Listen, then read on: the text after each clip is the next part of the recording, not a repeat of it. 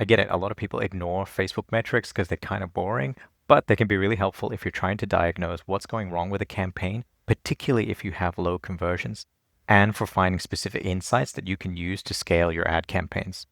Here's hopefully a quick overview of the metrics that I use, including the sources where you can learn more from the people that I learned these from, as well as 5 ways to use this in practice. FYI, I'm going to skip basic landing page conversion rates, ROAS, AOV. Most people are pretty familiar with all that kind of stuff. But the first metric to really look at is downstream performance because it's quite important. So a lead or a sale is great, but are they quality? If you're doing lead gen, do the leads pick up the phone? Do they show? Are they motivated? Are they qualified? And are they closing? So you're going to have to compare. If your campaign is getting leads, need to know whether the leads are quality. With ecom, it's obviously easier because you can see the ROAS value directly, but you also want to check out whether or not they're making a second or third purchase. So you can use tools like Lifetimely on Shopify to work out the total customer lifetime value in order to compare conversions against conversions. For SaaS and phone apps, that type of thing, you want to look at the free trial to paid conversion rate because there's no point filling up your app with a ton of free users who never convert. And then you also want to look at the churn rate of people who do pay. There's no source for this, it's just logical. Okay, next up we have hook rate. It's also called the thumb stop rate. Basically, how many people resonate with the hook on your video ad. It's defined as the number of 3-second video plays versus the number of impressions. So this is not a preset column. It's an existing metric within Meta, but you're going to need to customize your column and search up. You can use the keyword second video, and you can find where it says 3-second video plays divided by impressions to get that number. Overall, you can aim for 30 plus, and a low hook rate doesn't necessarily mean that you have a bad ad. It could just mean you have a bad hook, but a great metric to watch. If you want to learn more about this, there's a great article by Smart Marketer on all the different benchmarks, including thumb stop rate. Next up, we have hold rate. How many people stick around for at least 15 seconds? So it is a custom metric. You're going to have to create this one. So go to your custom columns, create a new metric, and you want to put through plays, which is 15-second views or more, divided by impressions. And it can give you the hold rate. This basically explains how interesting the rest of your video is apart from the hook. So if people are getting hooked, how many of them are sticking around? It can also represent how interesting your offer is to that particular target market. So I aim for 8 plus here, and I got that from Laurel Porty here on YouTube. If you have a low hold rate, it's obvious really, like either the content of the ad itself sucks or there's a mismatch between the offer and the audience. So you need to iterate different audiences or different offers or different ways of producing that video ad. Next up, we have click-through rate all. So you can see there are actually 2 types of link click-through rates. You've got click-through rate all and click-through rate link click-through rate. So we're talking about the click-through rate all.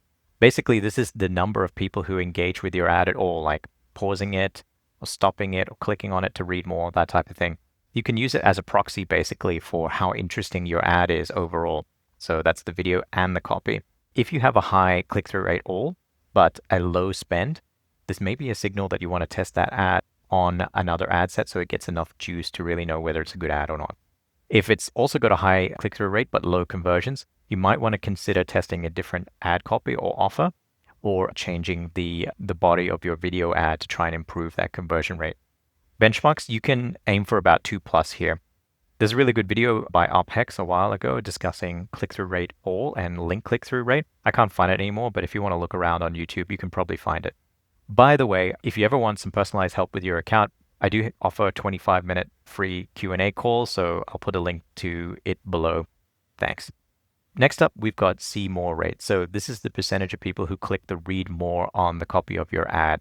So if you look at this, when you create the ad, I've got 1, 2, 3, 4 different lines here with spaces between them. But you can see when it shows on Facebook or Instagram itself, on Facebook, it's showing just the first 2 lines. And on Instagram, it's showing only some of the first line. So if you make that first line too long, by the way, it's just going to cut it off. But what we're looking for is the number of people who click that see more to read more of your ad copy. So this is a custom metric. So you're going to have to click customize your columns, create a custom metric. And it has a formula, which I've put here. So I'll link to the notes somewhere down below in the caption. But basically, that will help you work out what percentage of people are uniquely clicking the see more button or the see more text. You don't want people clicking the link out because that's just going to muddy up the metric there. As a benchmark, aim for 1% plus, and this comes from Smart Marketer's benchmarking article. Honestly, I don't always hit that myself, but it's always something great to strive for. and it will improve the performance of your ad copy hooks in the body copy itself. Next up, we have link click-through rate. So this is different to click-through rate all, which I just described before. This is the number of people who actually click out to the destination that your ad goes to. So if it's a lead form, for example, it will be the number of people who pop open the lead form. But if it's e-commerce, it will be the number of people who land on your landing page or apps to the App Store, etc. This number gives you some great intel on what angle or pain point is resonating with that audience. It also gives you some ideas on product persona match, and I guess, frankly, some tips on whether your general copywriting skill is any good. So if we look at this table here, you can see, if I do a quick analysis, I'm looking at the link click-through rate here.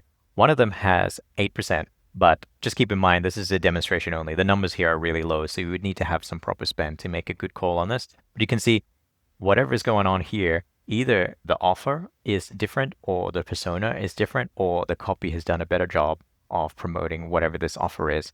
So you can see that's the standout amongst these other ads here. If your click-through rate is low, consider testing a different offer or looking at whether it's a different persona or pain point that would better resonate. Next, we have landing page view rate per link clicks. This is kind of an unusual metric that I learned from Ben Heath.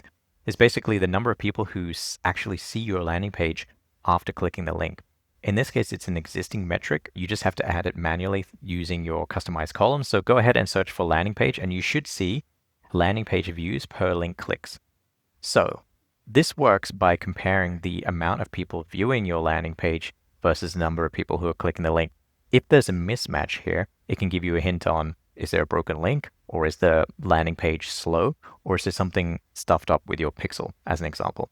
So if we look at these two different tables, we can see this campaign on the left in the A column, it has a landing page view rate of 37%. So the landing page in this case, I know is not broken. So it's probably the platform itself or the page itself that is way too slow for this campaign.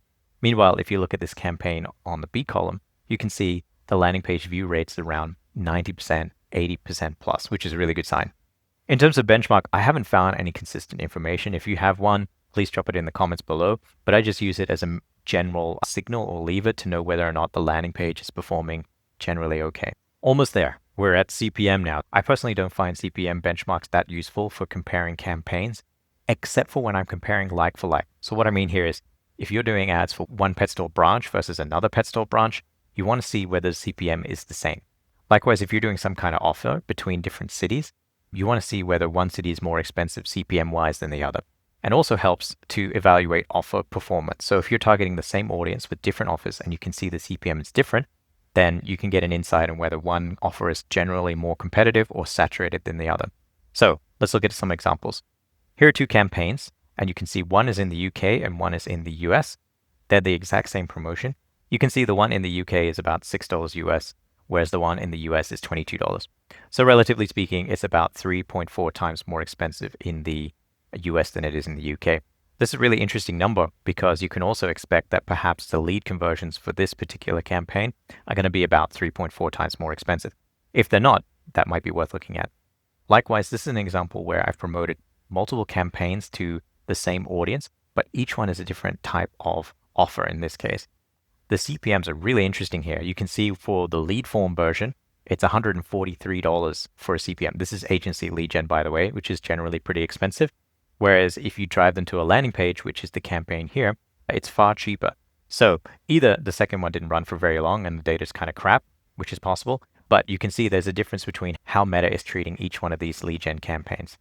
Also, I forgot to add, CPM is also useful for detecting seasonal cost variances. So if you look at the CPM here, this is an awareness campaign as an example.